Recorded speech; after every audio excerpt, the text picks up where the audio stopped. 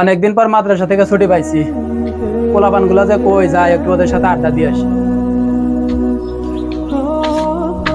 পোলাপান কই, ওদের যে কই খুঁজা পাই। কই তোরা বসে রয়েছে, যাই ওদের সাথে আড্ডা দিয়ে আসি। আসসালামু আলাইকুম মামা, কি অবস্থা? ভালো আছো? এই তো মাদ্রাসায় ছিলাম। মাদ্রাসায় থাকতে থাকতে বিরক্ত হয়ে গেছি, মানে বন্দি জীবন আর একদমই ভালো লাগে না। বাড়িতে এসে তোদের প্রথমে খুঁজতেছিলাম, তারপরে খুঁজা দেখি যে তোরা এখানে বসে আড্ডা দিয়েছো, ভালো হয়েছে, যাক তোদের পাইলাম। এখন একটু তোদের সাথে আড্ডা দিই। বন্ধু কয়দিনে ছুটি পাইলি? এই তো বন্ধু 4-5 দিনের জন্য আইছি। কিরে মামা 4-5 দিনে ছুটি পাইলি মামা, তাহলে তো ভালোই হবে এবার আড্ডা। অবশ্যই আড্ডা তো দেওয়াই লাগবে, কিন্তু আড্ডা দেওয়ার জন্য তো তোদের সাথে আইছি। হ্যাঁ, এই মাদ্রাসার বন্দি জীবনে একা একা থাকবো, এবার 5-6 দিনে ছুটি নিয়ে আসবো, সবাই একসাথে থাকবো, পিকনিক করবো, ভালো লাগবে। আচ্ছা, আমি একটা চিন্তা করতেছি যে আসলে কি করবো। মাদ্রাসার জীবন তো আর আমার ভালো লাগে না, এইভাবে বন্দি জীবন আমার ভালো লাগে না। তাহলে তুই একটা কাজ কর, আমাদের ভার্সিটিতে ভর্তি হ। হ্যাঁ বন্ধু, ভার্সিটি জীবন তো খুবই এনজয়েবল, আমরা সবাই মিলে এনজয় করি, তুই আমাদের সাথে এনজয় কর। আমি ওই চিন্তাই করতেছি। তাহলে তুই তোর বাবার সাথে কথা বল, কথা বলে দেখ আমাদের সাথে ভর্তি হবে, একসাথে করবো, আড্ডা দিবো। আমি চিন্তা করতেছি আব্বাকে আমাকে ভর্তি করবে, তার মাদ্রাসার পড়ানোর ইচ্ছা। আমরা তোর বাবার সাথে কথা বলে ভর্তি করার ব্যবস্থা করবো, সমস্যা নেই, তুই চিন্তা করিস না। তোরা যদি বোঝাস তাইলে হয়তো ব্যাপারটা সহজ হবে। আমি বললে তো কাজ হবে না, তোরা একটু বুঝায় দেখ। আমার আব্বা যদি রাত হয়, আমার আর এরকম ভালো লাগে না, মাদ্রাসায় আর পড়তে ইচ্ছে করে না। আমি একটু তোদের মতো খোলামেলা জীবন যাপন করতে চাই, একটু আড্ডা উড্ডা দেবো, একটু গল্প পিকনিক টিকনিক খাবো। কথা বলে দেখতেছি কি করে। আচ্ছা ঠিক আছে, তোরা আমার আব্বার সাথে কথা বল। আচ্ছা বন্ধু। চল তাইলে এখন একটু চা খেয়ে আসি, বাজারে যাই, একটু চাটা খেয়ে আড্ডা দিয়ে আসি। চল।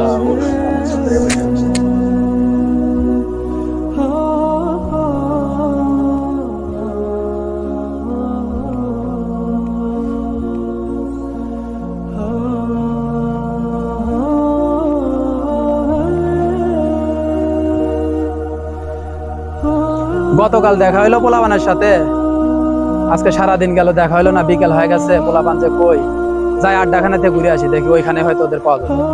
ওই তো দেখি ওরা ওইখানে বসে আছে। এ মামা, তোরা কি করিস?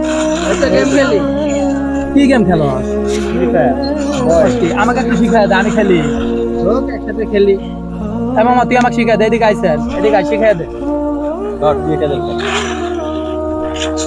কিভাবে খেলে।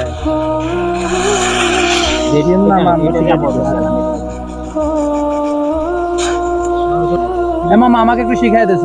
এই যে মামা, এটা গুলি, ঠিক আছে, এটা তো দৌড় দেয়, এটাতে বসে, তুই খেলে, এটা ব্লোয়ার খেলে।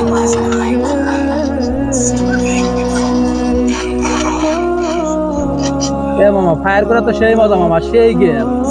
হ্যাঁ, তো বন্ধু বান্ধবের সাথে মিলামিশা খেলা যায়, সেই গেম। ঠিক আছে বন্ধু, দিতেছি।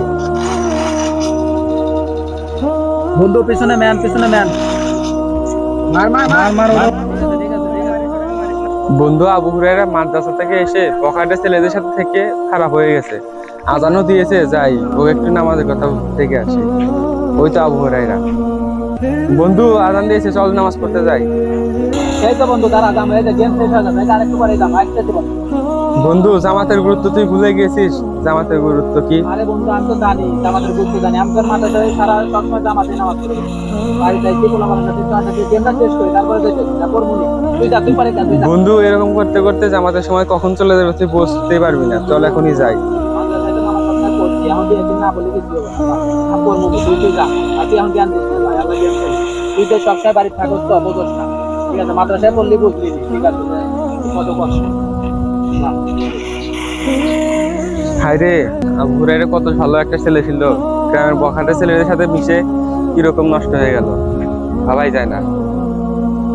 আর এভাবেই খারাপ ছেলে পেলেদের সাথে মিশে হেদায়েত থেকে হারিয়ে যায় অনেক যুবক।